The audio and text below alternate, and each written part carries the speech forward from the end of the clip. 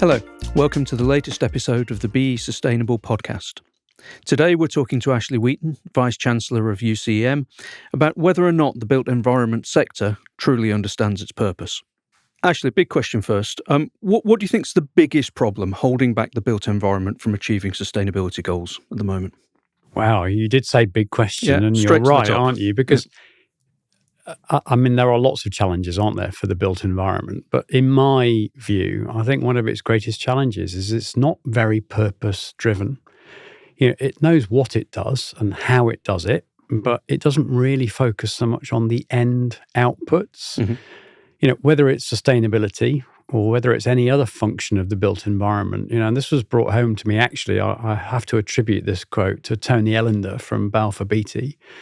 You know, he said at a conference that we were at, imagine a world where if you spoke to a construction worker on site building a new school and you asked him or her, you know, what are you here doing?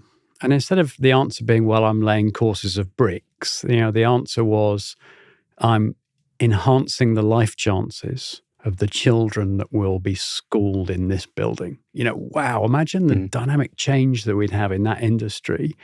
And I think we could do some things that were not quite as grand as that, but that really helped. And, you know, maybe one of the biggest issues here is that most people walk off site and never return.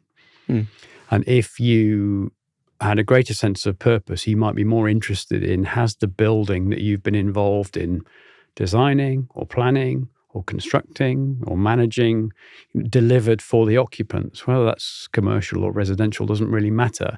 Is it fulfilling what its intended ambition was? And so is there an opportunity for more people within the built environment to go back to projects they completed sometime previously and see how it's working? Is it as sustainable as they thought it was going to be? Are the occupants happy? Is well-being improved through that building? So I think connecting the end goal, whether it's sustainability or any other end goal, with the people who are involved in, you know, the production of the built environment would be a really good thing. Yeah, it's not just the people, though. It's the organisation that employs them. So that the purpose of the industry, rather than just the man who is laying the course of bricks, there are too many market forces, too many commercial imperatives, too much isolation brought about by that, rather than employers and within the industry acting as a single force. Well, you're spot on, aren't you? Because the immediate answer to that question is what industry? You know, there isn't one. That's exactly the problem. What there is a set of fragmented and many thousands of fragmented, small, subcontracted, small and medium businesses who make up the built environment. And that's before, of course, you look across the professions that are equally distinct and, you know, arguably siloed in their approach. And yet something like sustainability is a horizontal, isn't it? We want all of those people to be focused on that bit. And so we need the professions, we need those fragmented parts of industry to be, you know, collaborate better, but come together better against that purpose. And so you're right, it's industry's purpose that we need, and then we need greater and more obvious ways of those component parts of that industry coming together to fulfill that ambition. Yeah, and no better illustration of that than the Grenfell report, to take an example. I mean, we're not going to get into all the detail on that here and now, but written through all of that is this lack of joined-upness and the lack of accountability through the life cycle and beyond the life cycle of construction within that. And that's to the detriment, in that case, of the end user. Correct. Significantly. But the talk in there about, I thought they would do this, I thought that subcontractor would take of it, I'm not an expert. It comes through loud and clear, doesn't it? It does, and that's exactly the point. They means all sorts of organisations that may have different interests or different, you know, motivations and play their part, but they play it in isolation from others. So, you know, the Grenfell report is another timely reminder, isn't it, of how this industry can fail when the component parts that exist within it don't add up to what, you know, the end user, whether that's residential, whether it's commercial, doesn't really matter, is failed because all of those component parts didn't come together to deliver on the ambition. And if there's a good thread to think about in all of that, is professionalism, isn't it? This industry wants to be professional, but it's quite difficult to do that despite regulation, despite all of the sort of attempts to enforce that. Somewhere it's also got to value professionalism. And maybe the answer to some of this, and it may not be the whole answer, is actually for the end customer to value professionalism and value quality and value sustainability and pay for it. I suspect really the biggest lever in all of this is where you've got, those who are purchasing, construction services to build whatever it is they want built. They're failing because they're going with the cheapest quote. Yeah. They don't value quality and they don't value these brilliant outcomes. So I think that's a really important paradigm that if it doesn't change, it's very hard, isn't it, for the supply chain within construction to deliver on those promises because it's always operating on such tiny margins. Very, very hard. Yeah, very difficult. And do you think, something has changed. Do you think the industry has changed or the expectations that would, and I keep talking about it as the industry as if we know exactly what the built environment is, but do you think the industry's changed or have the expectations and the needs placed upon it changed? I think it's more the latter in my view. I mean, I think the expectations on it are monumental. I mean, probably more than they've ever been because it's responsible, isn't it, now, for solving all sorts of problems. It's responsible for solving, the basics of health and safety for, occupants. It's responsible for building at pace and at scale according to government needs and demands. It's responsible for adopting methodologies and modern methods of construction that are new in an effort to raise productivity. It's up against it in terms of the rising costs that all came through, the economic crisis that pushed up the cost of living. Those costs are still in the system. We've got labour shortages, skills shortages, everywhere you look. This is an incredibly challenged industry, which I think is really trying its very best to find its way, to deliver what everybody wants. But I think we really have to recognise that it is hampered along that journey by both the expectations of it and on some of the things that have been done to it that weren't necessarily as a direct consequence of its own operations. And so, if you view that through a sustainability lens, we see loads of construction firms really eager to do more projects that fulfill, sustainability ambitions. But they're not the only answer in that, are they? We need everybody to coalesce around that. Understand it might be more expensive at the outset, but the value we gain, both in pounds, shillings, and pence, and in social value, is there. And maybe one thing that we haven't yet addressed as an industry that would be really helpful is really understanding the hard financial value in a building that meets much greater sustainability criteria. And there have been attempts to do that, but I still think we're slightly missing that silver bullet, if you like. It says when you build this way, the value is so much better. Why wouldn't you do that? Yeah. And the different imperatives here, the government agenda for build more is about quantity. And at the same time, you've got an industry that's responsible for, by some measures, 40% of emissions globally in the construction of buildings. And there's a huge focus on reducing carbon emissions, but build more. Yeah. And then at the same time, we're talking about an end user who wants well-being factored in and health and social value and all of those things. It's really difficult to balance all of that across a sector, let's get used to calling it a sector, that isn't joined up to face that. There's a real risk in that question that we could take up the rest of this podcast with the answer. Quite possibly, yeah. I mean, it's a particular sort of passion of mine. I mean, there are layers to this. The first layer, of course, is about what's new, right? So 1.5 million new homes over the lifetime of this parliament. I think we could all have a bet that that number won't be achieved, and we know why. It's not because the willingness isn't there. Yeah. It's because some of the constraints in the system, whether it's planning, whether it's labor, whether it's materials, all sorts of things get in the way of that. But the first challenge is to build those new homes well, isn't it? Just build them to good quality standards. And we know from the headlines over the last few weeks that, that isn't always the case. We've got some people who've got radiators that weren't connected correctly as a basic. So that has to be the first layer. When we build well. That's, of course, before we look at building developments well, and we think about those additional dimensions beyond just the physical structure of those homes. What about walkability? What about mixed use? What about multi-tenancy? What about green space? What about a sense of community that leads to well-being and all those brilliant things? So there's so many layers when we think about new. But we have to put it in context, don't we? That's 1.5 million new. There are more than tenfold, in fact, I think it's nearly 20-fold, the number of existing homes. Yeah. So it's not only about new, it's what about the existing housing stock? How can we improve that sustainably with ambitions for reduction in carbon and energy and efficiency? But how can we improve green spaces? How can we make better communities where the physical fabric is already there? Yeah. And there are lots of really good examples, I think, growing examples of sort of retrofitting, not just energy efficiency, but these, dimensions of community back in, dimensions of green and blue space that really help those people to feel like they're in homes, not in houses. Not in a house. I think that's really important. Yeah, definitely.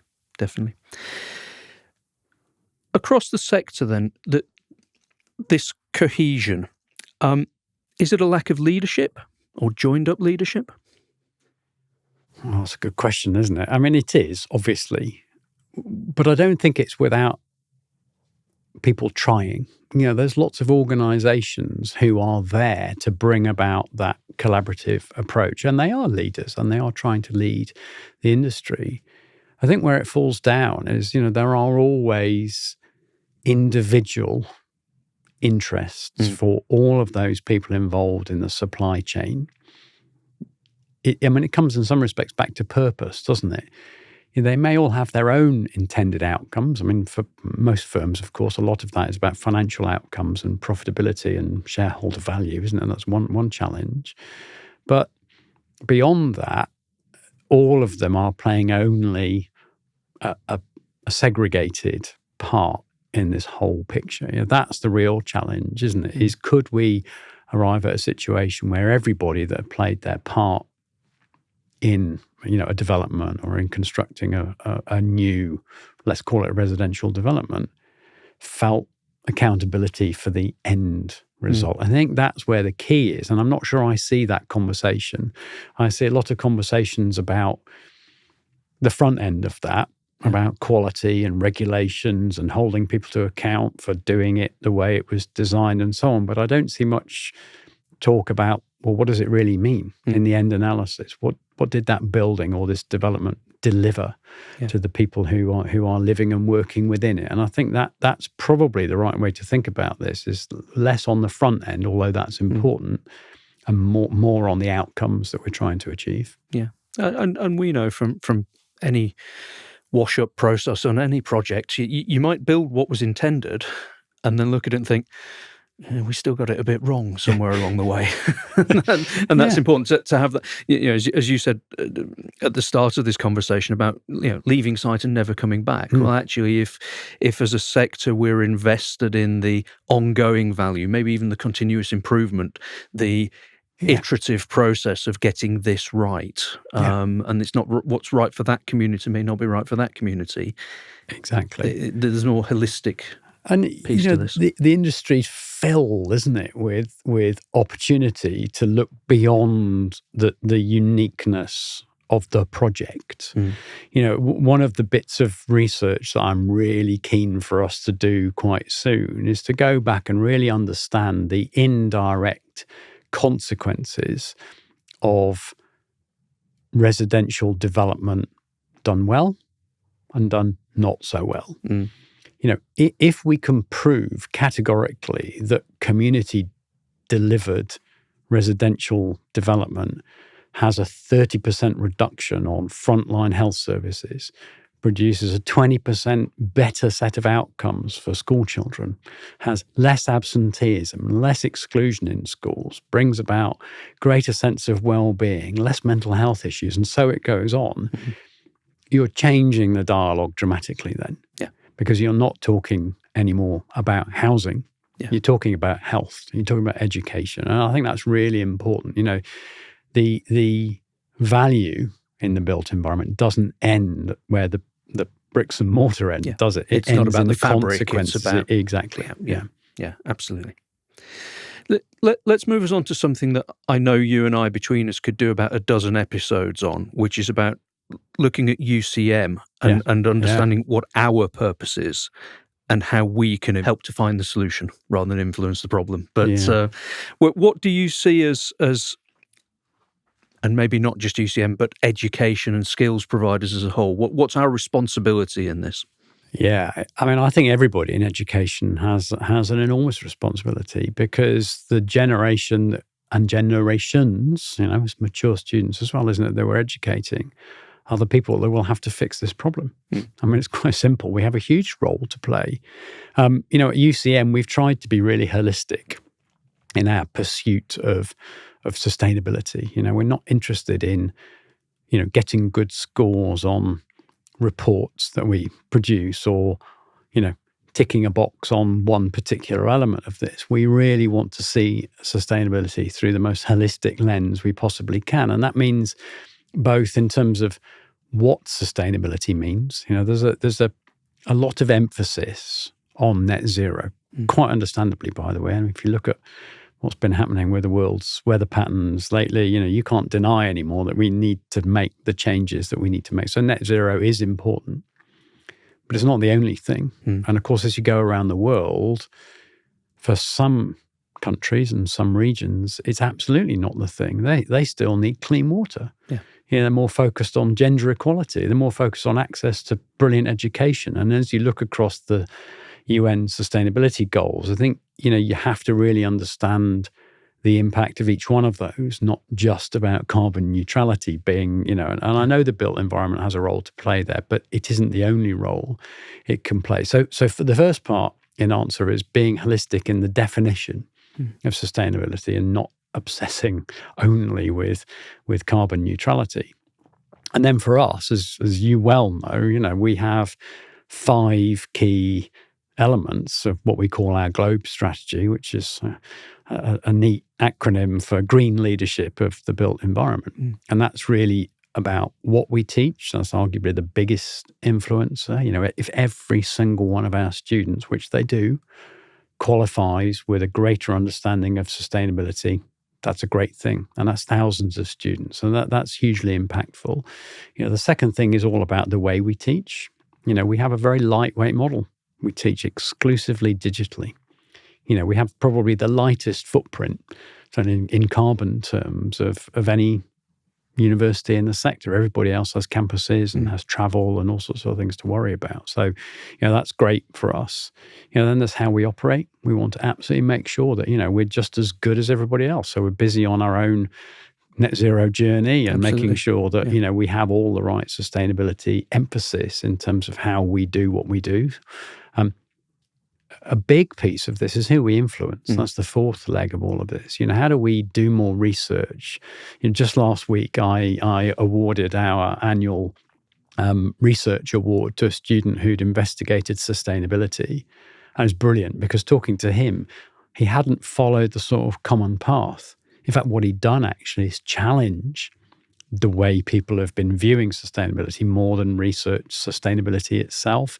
So, gearing ourselves to influence industry, and we've run a series of events, the Inspire series, where we bring industry together, facilitate the conversation, agree on particular actions, and then we publish that back out. So influencing industry, influencing this agenda is equally important for us. That's a great way to extend, what we're doing.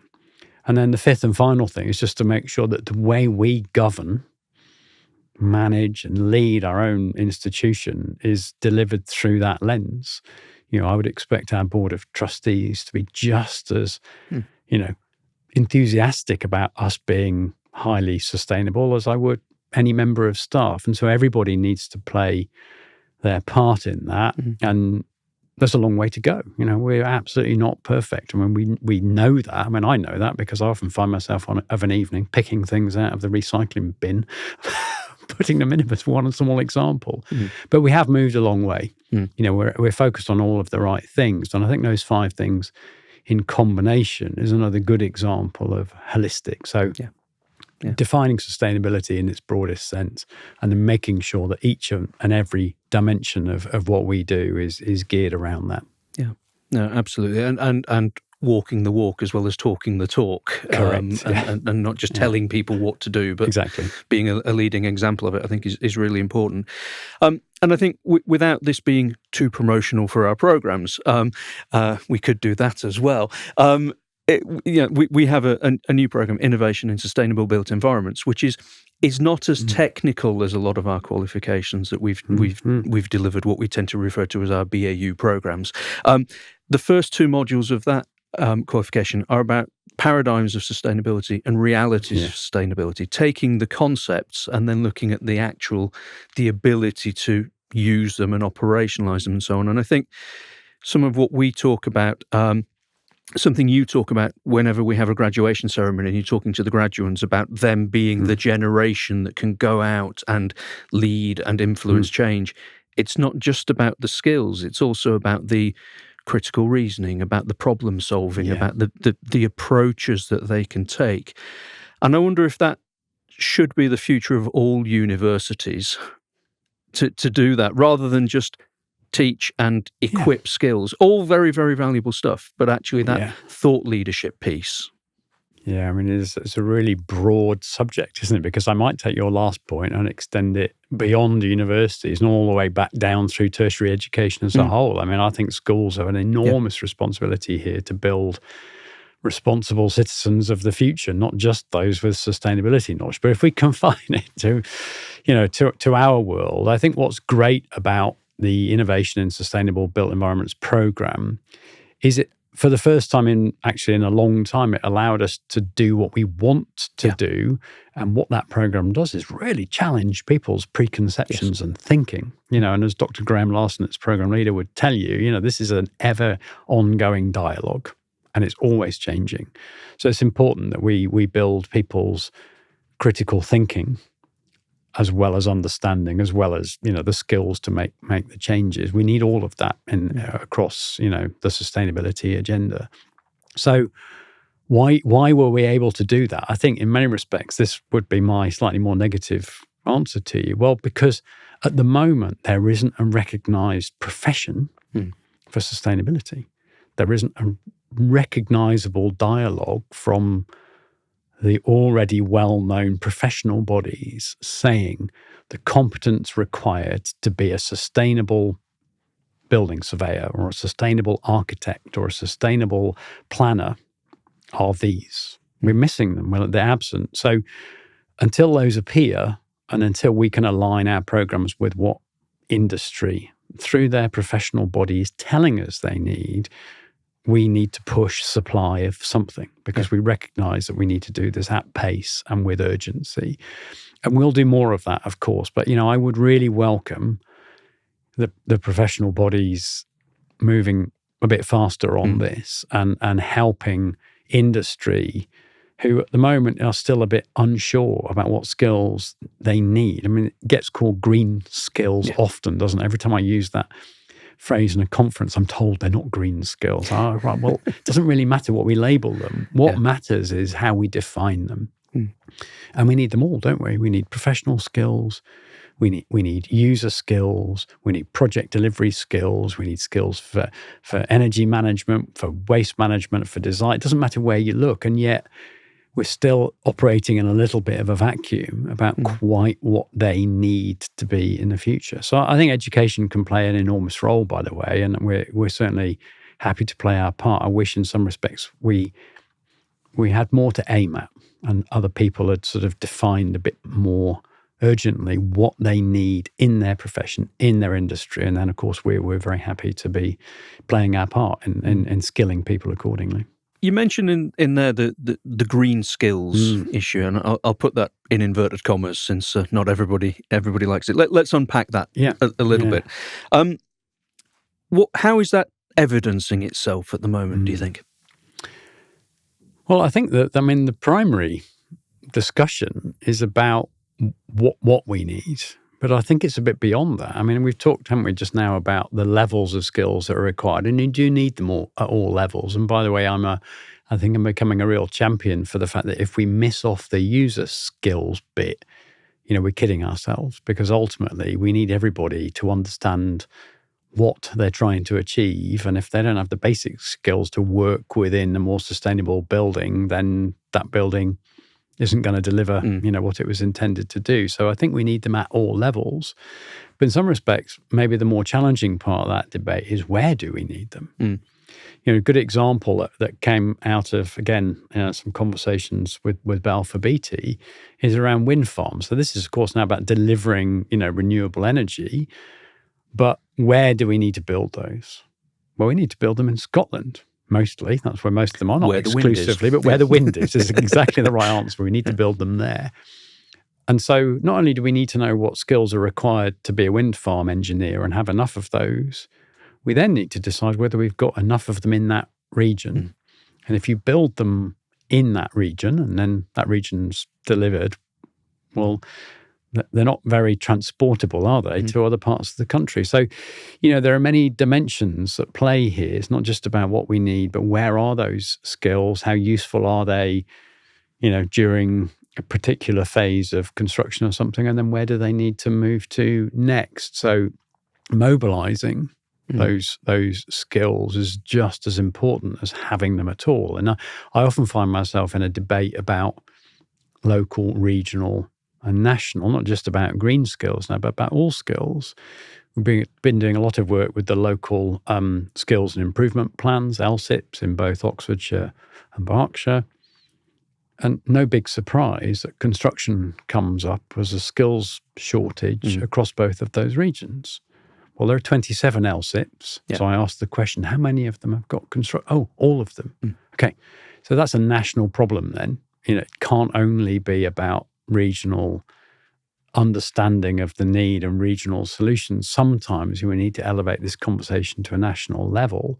And on an educational point, I've got high hopes, or high expectations at least, of what the new body responsible for vocational skills will mean in Skills England, and bringing about an understanding of the skills required, enabling the right supply, and then making sure that the economic ambitions that we have in terms of growth can be met through a highly skilled workforce. So multiple dimensions in here. Have we got enough of it? Are they the right things? Are they in the right place? Are they available to the people within a regional or national model? Yeah, and will they evolve as the technology evolves, or as the need evolves, and so on? And is Skills England broad enough? It might be another question for another day, but we'll put that into the political podcast. Yeah, definitely. We'll save that one for there. That leads us on to a certain extent to the sort of the government-led agenda and the space of regulation. One of the arguably one of the more fearful pieces I've read recently around Skills England is that it's actually taking all of this away from employers, and that it's going to be a DFE decision about who needs what where and so on. I think it's unlikely, and I think that is probably unhelpful. Where is the onus for fixing this? Yeah, good question. I know I'm smiling because I know exactly what my answer is going to be, but I don't want to reveal it immediately. A lot of this is articulation of the need, isn't it? That has to be a responsibility, and we've been absent that in this country for a long time. There are other, developed nations who have national skills plans and who understand clearly what they require for economic success, for output, for productivity. And we really do need that. So, if I'm honest, I would put that first on my list, is somebody needs to articulate what's required.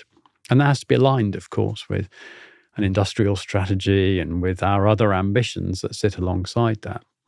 Then it's a combination, isn't it, of employers making sure that they have the right approaches to development of skills and capabilities within their organisation to deliver on ambitions. It's always been their responsibility in some respects. I think the apprenticeship agenda, as you know, we're huge subscribers to that. I think it's absolutely the right thing to be doing, and that's a big part of the solution. So that's an employer-led part of this matrix of responsibility, their money spent on things that are approved by employers in terms of apprenticeship standards, of course, overseen and regulated by government. I think the problem lies with the student. And I'll tell you why. Because you could do all of this. That's not where I was expecting you to go with this. I know you weren't. I know. You can articulate the need all you like, can't you? We need 75,000 welders. We need 25,000 quantity surveyors or whatever. It doesn't really matter what the need is. And then you can put all of the systems and schemes in place around apprenticeships and everything else to encourage employers to play their part in that. But ultimately, it's the choice of the 16 or the 18-year-old, isn't it, as they move through education in picking up what is right for them. Yeah. And that's where the problem lies, isn't it? It's no good saying we need 25,000 engineers and then expecting 25,000 18-year-olds to go, oh, right, then I'll be one. Yeah.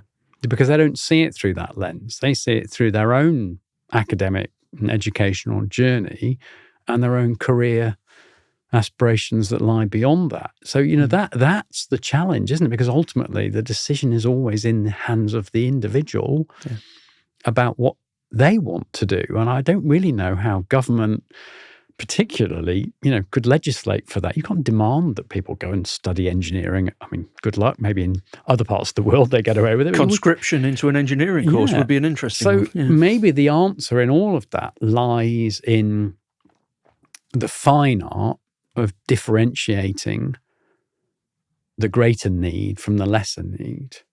How do you make it more attractive for an 18-year-old to choose engineering over something? I mean, it's a very difficult argument, by the way. I'm not suggesting that's easy at all. But at the moment, we're leaving the choice to all of those individuals. And while that remains, all this other stuff is at the mercy of the population of available students.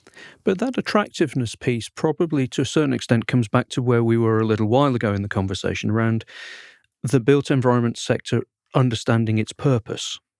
If I understand that my purpose is to save the world, paraphrasing enormously, then that's an attractive proposition to be part of that solution. That's exciting. That's energizing to think by joining this industry, this employer, this sector, I can make the world a better place. I can increase sustainability. I can help communities. I can address all of the SDG-driven issues and all the rest of it.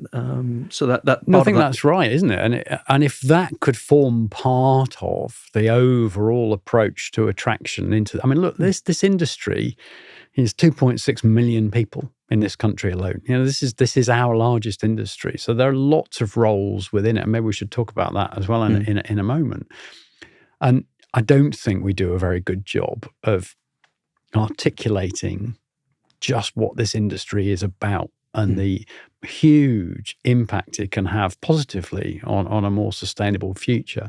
Were we able to do that, I suspect, as you say, we would get many more younger entrants into this industry through the right educational routes because of that outcome, because they are more purpose-driven. I think if you look at all the data on, that generation, sort of 14, 16, 18-year-olds, they are all much more interested in sustainability.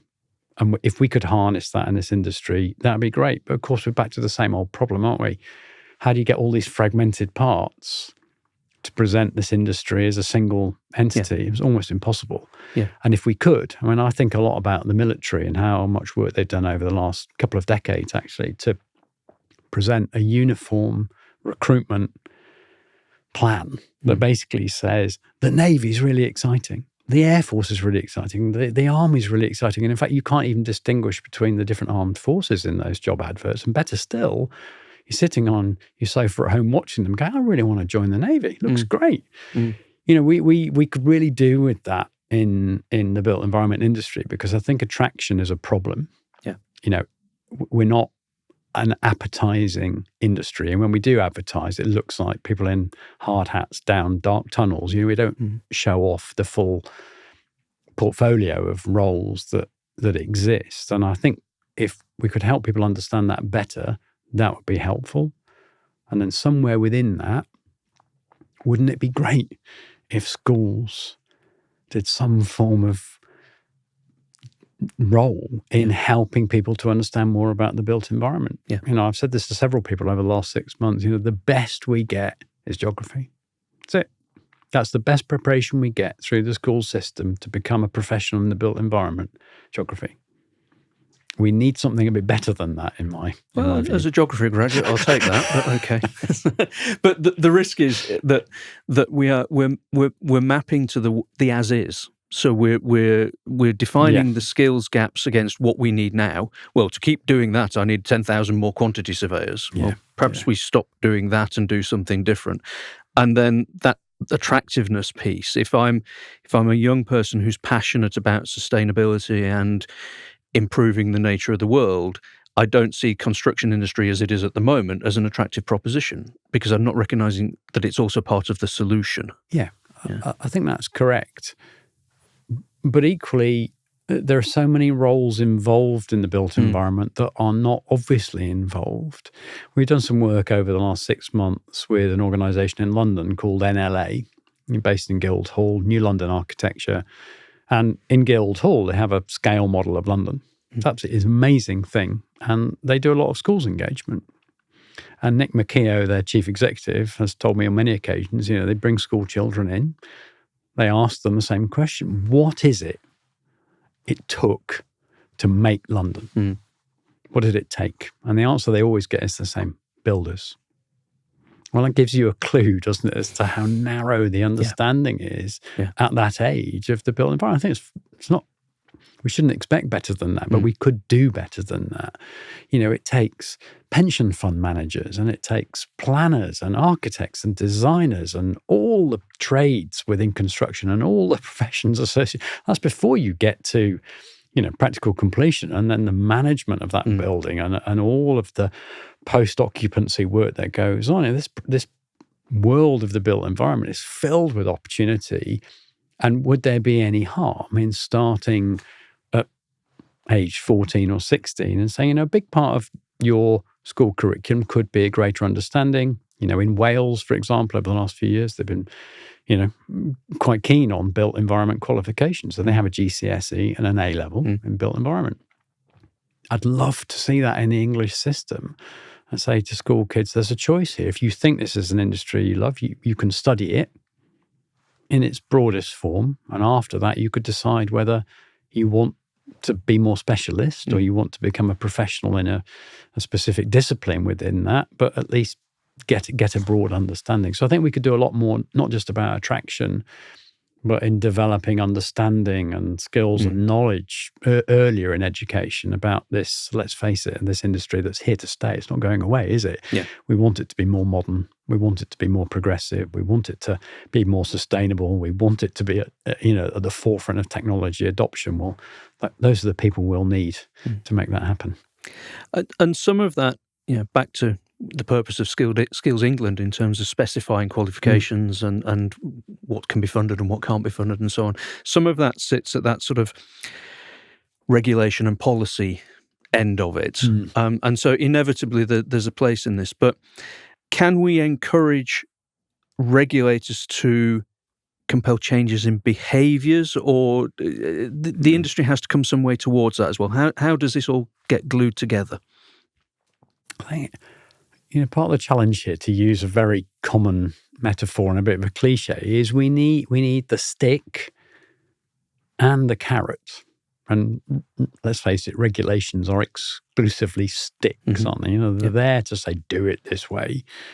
And, it's often been said that, building regulations, as an example, they're not a target or an aspiration. They're a minimum standard. And that's the challenge with regulation, isn't it? Is too many people will feel that all they need to do is meet the regulatory requirement. But we don't want you to just meet that. We want you to do far more than that. You must meet that. That's essential. But it's not where we want you to be. And I think that's the challenge with regulation, isn't it? They always set the absolute minimum standards. That's fine, by the way, nothing wrong with that. But what they never do is go on to articulate what we might expect really good to look like. And that's the challenge, I think, especially with a lot of residential stuff. We build to those building regulations, and then we still end up with monocultural, soulless housing estates that don't really deliver great well-being credentials to the people that live in them. So, I think we need regulation, but somewhere we also need an aspiration for a great outcome beyond what regulations do. Grenfell is a fabulous reminder, isn't it, in the report lately, that regulation is critical. But even with it, we still end up with some people who find their way around it. Yeah. Who choose to ignore it or choose to be motivated by other things. And so in some respects, you can't rely on it only. And yet you probably could rely more on people feeling that high quality outcomes were actually what they're driven by, not just meeting regulations. So in terms of embedding those behaviours then, so we have regulation as the fail-safe, the minimum, the thing that prevents harm. In terms of embedding the behaviours that move this to what it could be, is that the competency frameworks? Is that the areas that identify the skills that are required, the competencies that are required in the industry, and it's about challenging mindsets rather than hitting specific technical aspects? It's all of those things. It definitely is. I mean, there's definitely a move afoot, I think, across the professional bodies, and certainly some of the smaller and therefore more agile ones, to think much harder about defining competence across multiple levels of competence, basic requirements and then aspirational and excellent competence. So I think that's a helpful move. But, you said it earlier on, one of our challenges here is we've got to move away from the way we've always done it. And with the greatest of respect, home building in this country still involves people in steel-cap boots, standing in muddy fields, digging foundations and laying courses of bricks. So we have an industry that's traditional, stuck in its ways, some might say. What's the impetus for collective evolution? Yeah. Where does that come from? Well, first of all, it's necessary, isn't it? And by the way, I think the industry wants to change. I don't think this is about motivation and appetite for that. It's absolutely there. And there've been lots of attempts, haven't there, over the decades to ignite that. And, Mark Farmer's Modernise or Die report, is basically 10 years old now, spelled that out in very clear terminology.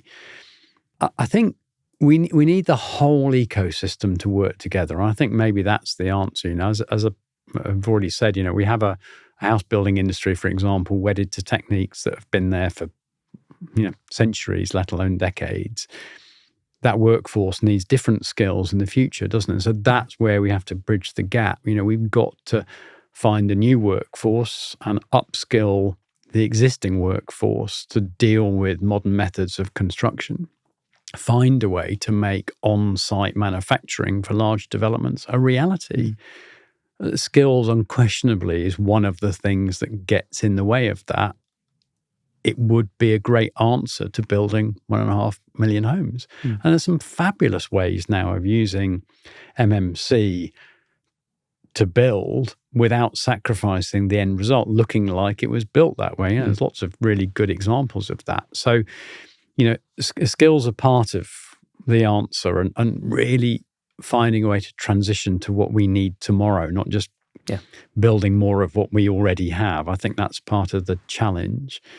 But somewhere in this, we also need other parts of this ecosystem to play their part, don't we? We need insurance companies to recognise that a home that isn't built through traditional construction methods is just as insurable as one that's built with bricks and breeze blocks. That's another dimension. We need mortgage companies to recognise, all these modern methods of construction and treat them equally. So there's lots of parts of this ecosystem that need to come to the table to help all of this to evolve. Maybe the real issue here is, are we clear about what good looks like? Back to regulation, that basically sets out what okay looks like, doesn't it? It's acceptable, I suppose, would be another way to look at it. But we're not always clear about that. And yet, I think the examples and the evidence are there.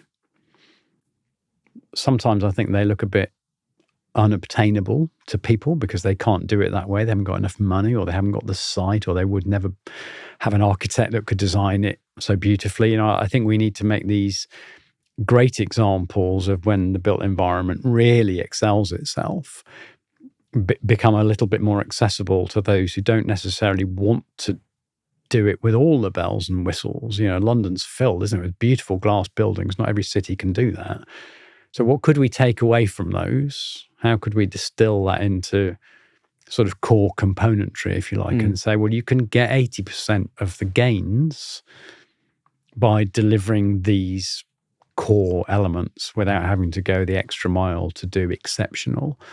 So maybe it's bridging the gap between the award-winning developments and buildings and those meeting minimum standards and regulations, and finding a way to lift those up with evidence of what would make the difference. All of that within a framework of a newly defined purpose for the sector, which is that much more forward-thinking, energising aspect of we're here focused on the sustainable, in every sense, needs of the end user. And we can't talk enough about that, can we? I love the pun of energising, by the way, because that's one of the dimensions here, isn't it? If any person who's involved in a building or a development of some description, from designer and planner all the way through to those managing and operating the building and everything in between, could answer the question, what is your role? And this is the classic example, isn't it? Well, I'm here to make the world a more sustainable place. The power of that single phrase would be enormous across our sector. It's probably elusive, but it really would make the difference, because I think everybody would see their part of this through an important and probably fresh lens. Don't get me wrong, many are already on that journey and really are committed and really are trying to make a difference. But I wonder if you really want this to work, you've got to get everybody really focused on that outcome, not just on the bit that they're doing or how they're doing that bit. I think that's the challenge. And then even the most mundane, repetitive task becomes a vital component of a journey towards a better place. And then that to a certain extent drives quality, because I'm more invested in doing it well and doing it right.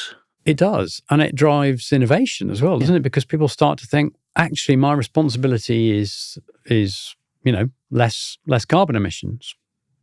Well, why am I doing it this way? It's a totally different way of looking at it.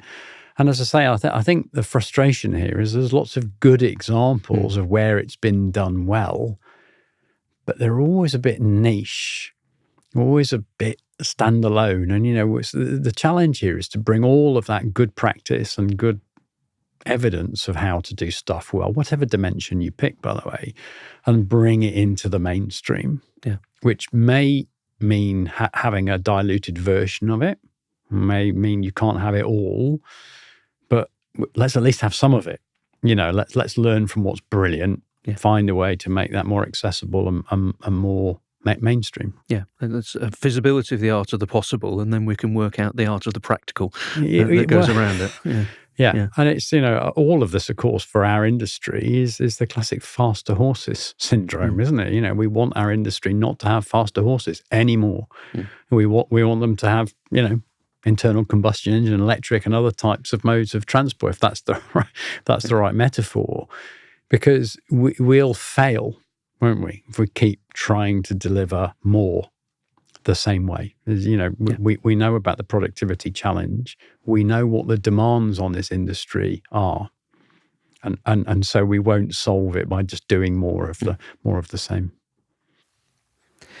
I'm going to move on to my final question. It's the one regular listeners will be reasonably familiar with. It's the magic wand question. If I gave you a magic wand and you could do one thing to bring about significant change in all of the things we're talking about, what would that thing be? I'd ask for more magic wands so I can give you more than one answer. It's the classic, more genies. More wishes. Yeah, yes. Exactly. I think if I could choose one thing, and then of course I'll tell you all the other things that I can't choose but would be equally important, I would honestly go back to attraction. Because this industry, until it solves that, won't be bringing in the best talent from the pools of school leavers and university leavers. They're sacrificing them to other industries. Other industries have been tuned into this for decades, haven't they? Brilliant at capturing the best talent out of those exit points from education.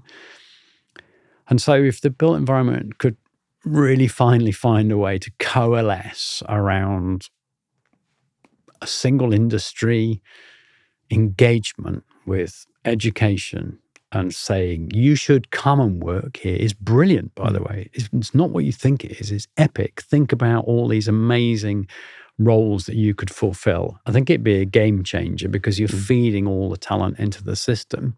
And then that becomes self-perpetuating because the talent drives it further forward more quickly. Correct. Yeah. It's the furthest back or furthest upstream start point, in my opinion, because that then, as that talent flows through, the changes that we're talking about come. So that, for me, that would be the big thing. I think if I had a couple more smaller I'll have a chat with the genie and see what we can do. Yeah. I'd absolutely seek collaboration. Yeah. I think the days when it's okay for professions to operate in silos are gone, and yet the change there is not fast enough. It's coming, by the way. I should say that, but I would urge collaboration massively. I think that without that, there's a bit too much of the sort of not invented here, or the sort of vested interests that make, unfortunately, sometimes a more competitive landscape. And we shouldn't want that. We should want a collaborative, not competitive landscape there. So I think that would be helpful. Yeah.